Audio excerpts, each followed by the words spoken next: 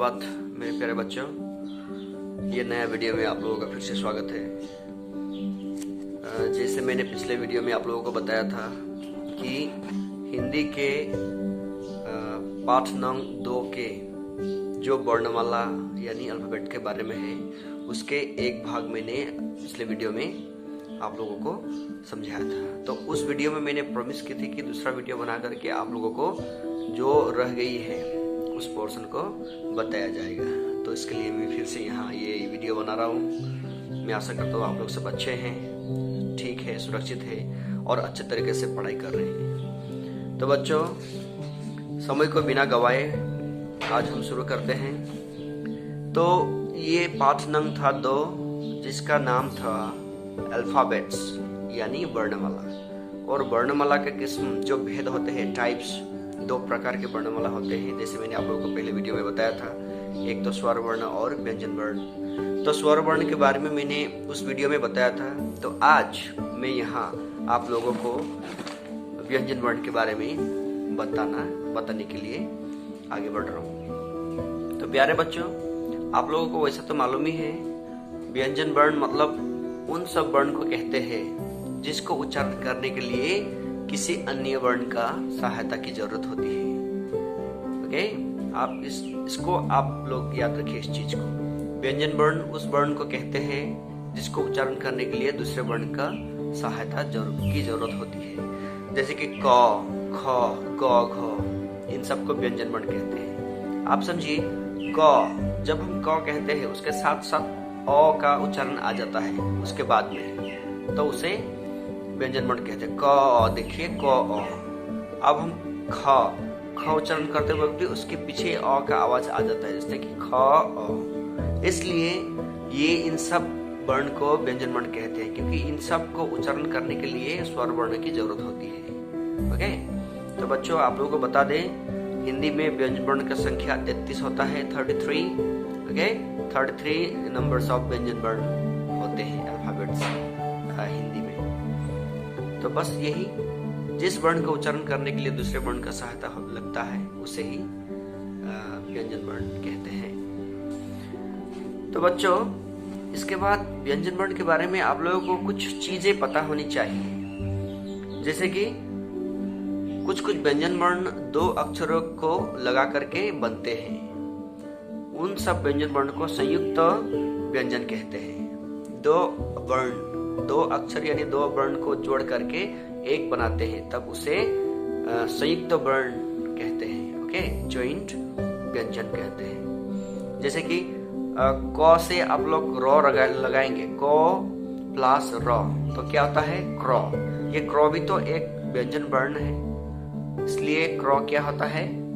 संयुक्त व्यंजन वर्ण। बहुत इजी, हम लोग इस्तेमाल करते आ रहे हैं। जब भी लिखते हैं, कुछ बोलते हैं, लिखते वक्त खास करके हम लोग ऐसा संयुक्त जॉइंट लेटर जो होता है, जॉइंट व्यंजन वर्ण को इस्तेमाल करते आ रहे हैं। हमें ये मालूम होना चाहिए कि इनका नाम संयुक्त व्यंजन कहते हैं। 2 अक्षर से बनने वाले व्यंजन को, बहुत सारे ढेर सारे व्यंजन वर्ण हमें, वैसा व्यंजन वर्ण हमें मिलता है।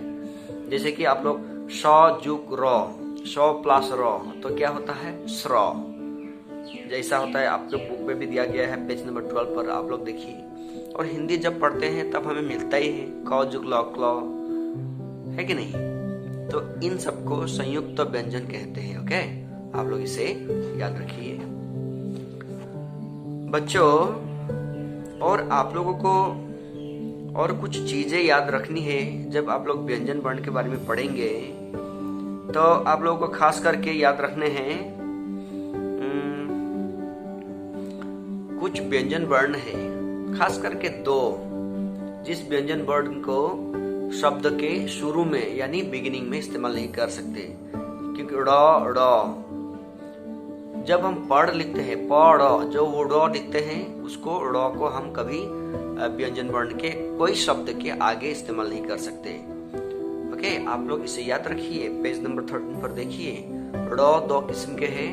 उन ड़ को कभी भी हम लोग कोई शब्द के आगे इस्तेमाल नहीं कर सकते हैं। ये हिंदी ग्रामर के, हिंदी व्याकरण के रूल है। ड़, ओके, उसको बीच में यानी बीच में कभी कभार लास्ट में इसको यूज कर सकते हैं, लेकिन आगे कभी भी हम लोग यूज नहीं कर सकते। ये भी व्यंजन वर्ण के बारे में आप लोगों को याद रखनी है। तो बच्चों,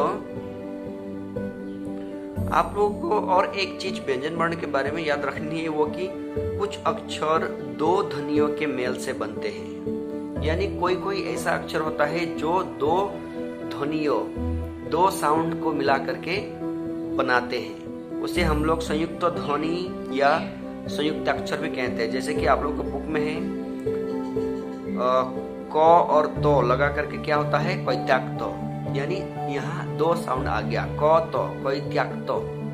तो रक्त लिखते वक्त, भक्त लिखते वक्त हम लोग उसको इस्तेमाल करते हैं। यानी दो ध्वनियों के मेल से जो भी अक्षर बनते हैं उसे संयुक्त अक्षर कहते हैं और उसे संयुक्त ध्वनि भी कहते हैं। आप लोगों को दिया गया है पेज नंबर 13 पर। बच्चों, उसको आप लोग देखिए और पढ़िए, समझने की कोशिश कीजिए। ओके, उसके बाद व्यंजन वर्ण के बारे में सबसे अंतिम पॉइंट ये है कि जब हम रो में उकार जुग करते हैं, रो में उकार प्लस करते हैं, तब रो नीचे जाकर के उकार नीचे जाकर के नहीं बैठता, बल्कि रो के बीच में से होकर के उसको बनाना पड़ता है। जैसे कि आप लोगों को पता है, अब जब लिखते हैं गुरु, तो गुरु कैसे लिखते हैं, गुरु।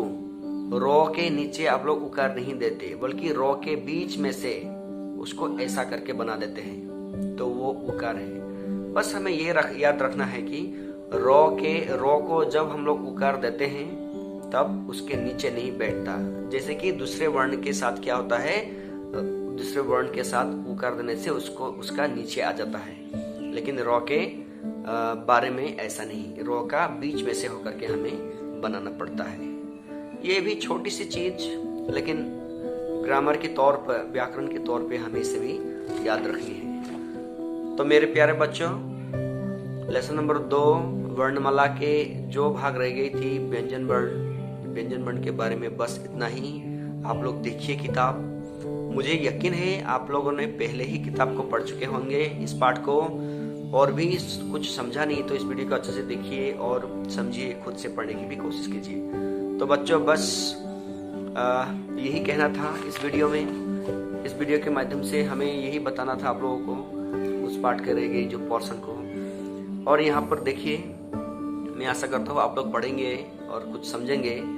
और पेज नंबर 14 पर आप लोगों का अध्याय का सार जो दिया है, समरी, वो बहुत ही जरूरी होता है।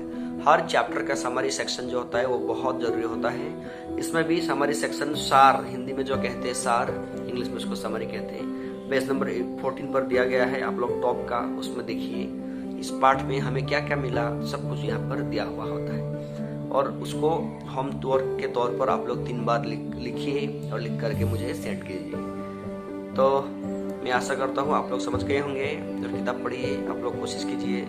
कुछ पॉसिबल नहीं है, आप लोग इजीली समझ पाते हैं। तो बच्चों, इसके बाद आप लोगों को इसका आंसर्स भी मिल जाएंगे। आप लोग उसके लिए टेंशन मत लीजिए, बस आप लोग पढ़ते रहिए और समझने की कोशिश कीजिए। तो आज के लिए बस इतना ही। सुरक्षित रहिए, अच्छे से रहिए। अगली वीडियो में फिर से हम लोग मिलते हैं, तब तक के लिए धन्यवाद।